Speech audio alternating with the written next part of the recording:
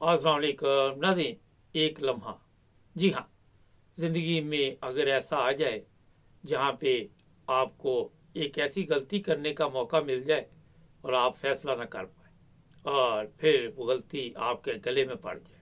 जी हाँ, आज आपको बताएंगे कि एक खूबसूरत नौकरानी जो घर में काम करती थी, उसका उसके मालिक का जो तल्लक था, उसका अंजाम क्या हुआ और फिर दोनों को किन मुश्किलात का सामना करना पड़ा। एक जान से गया और दूसरी वो अपनी इज्जत से गई।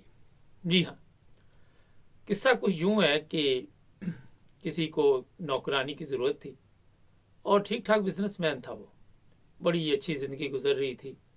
उनकी एक जवान बेटी भी थी और फिर उन्होंने अपनी किसी वकील को बताया। उस बंदे ने, एक खतून थी वकील, उसको कहा कि मुझे कोई नौकरानी चाहिए, हमारी जो नौकरानी है वो काम छोड़ गई।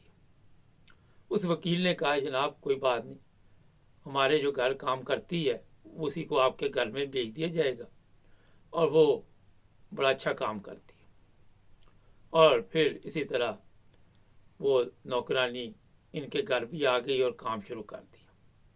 वक़्त गुजरता गया, मगर ये जो साहब थे, इनको कुछ आदत ऐसी थी कि जिसकी वजह से वो अपने हालात पे, अपने आप पे कंट्रोल नहीं कर पाते थे।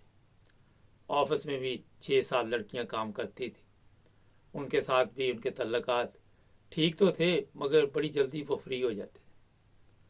और इसी तरह एक दिन मौका मिलने पर उन्होंने घर में देखा कि नौकरानी अकेली है और उसको ज़बरदस्ती करने की कोशिश की। वो नौकरानी बड़ी चालाक थी।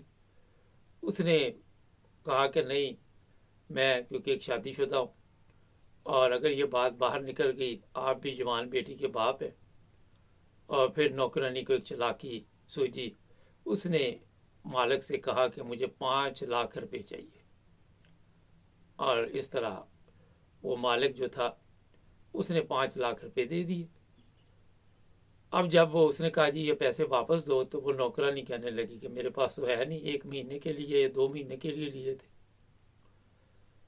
किस्सा कुछ यूं है कि फिर मालिक ने अपनी उस ख्वाहिश का इजहार किया कि अगर वो मेरी पूरी करती रहो तो 5 लाख रुपए मैं आपसे वापस नहीं लूँगा। और इस तरह बाहर रंग रलियाँ मनाते रहे। और फिर एक दिन वो नौकरानी जो थी अचानक काम छोड़ गई। और जब वो वकील जिसके घर पे वो पहले काम करती थी वहाँ गई, जिसने भेजा हुआ था, तो उसको कहा कि इस तरह वो मेरे साथ तल्लकात कायम कर चुका मालिक, तो अब मैं ज़्यादा देर उसके घर में काम नहीं करना चाहती। वो वकील बड़ी होशियार थी। उसने उस बंदे को फ़ोन किया और ये कहा कि जनाब आपके ऊपर ये केस डालने वाली है, झूठ मूठ की कहानी सुनाई और आपको जनाब अब इतनी रसवाई का सामना करना पड़ेगा कि मेरा ख्याल है कि आपका जीना मुश्किल हो जाएगा। ब्लैकमेल। अब उसने कहा जी इसका कोई हल निकाल लें। उसने कहा वो नौकरानी जो है वो 15 लाख रुपए या 20 लाख रुपए और मांग रही है। उस बंदे ने वो भी रकम निकाल के लाया और दे दी। वो वकील ने अपने पास रख ली। अब एक दिन वो ज़हनी तौर पे इतना परेशान था कि बार बार जाकर उस वकील को कहता कि उस नौकरानी से एक तहरीरी लेटर ले दो कि वो मेरे ऊपर कोई केस नहीं करेगी, मैंने उसकी डिमांड पूरी कर दी है। मगर वो वकील क्योंकि खुद उसमें कफला कर चुकी थी, वो बार बार उसको ये कहती रही कि वो नहीं लिख के देना चाहती। और इस तरह ये बंदा जो था डिप्रेशन में चला गया, परेशान था कि अगर इस नौकरानी ने ये बात बाहर निकाल दी, पैसे भी ले लिए, 20-25 लाख रुपया भी गया, तो फिर जनाब मैं किसको मुंह दिखाने किसी को मुंह दिखाने के काबिल नहीं रहूँगा। और मेरी बेटी है, बीवी है।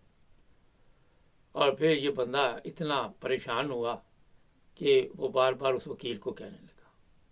वो खतून जो वकील थी, उसने जनाब बड़ी गेम डाली और किसी को सुपारी दी और उसको कत्ल करवा दिया। अब जब वो बंदा मिले ना, पुलिस के पास गए माँ बेटी।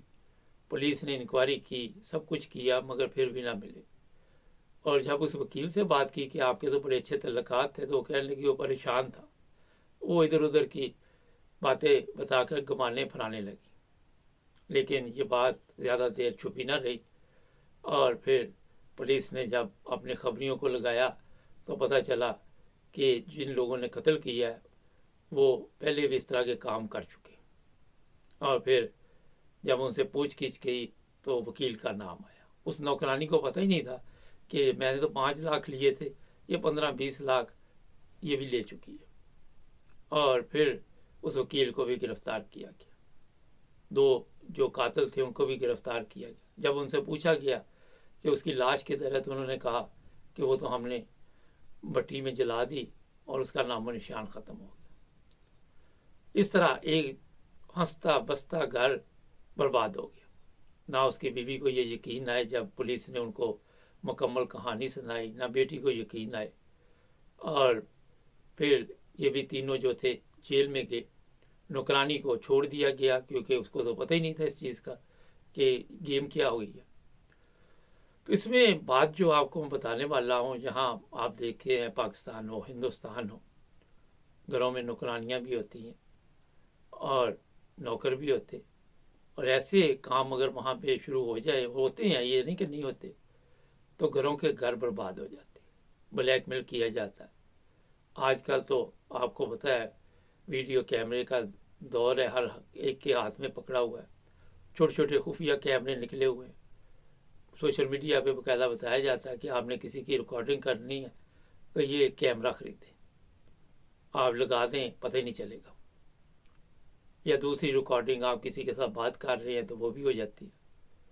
तो जो आज आपको मैं बताना चाह रहा था कि जब भी कभी गलती करने लगे तो 100 दफ़ा सोचें, और वो जो गलती आप कर रहे हैं उसका अंजाम क्या होगा, इस कहानी से आप सबक हासिल कर सकते हैं।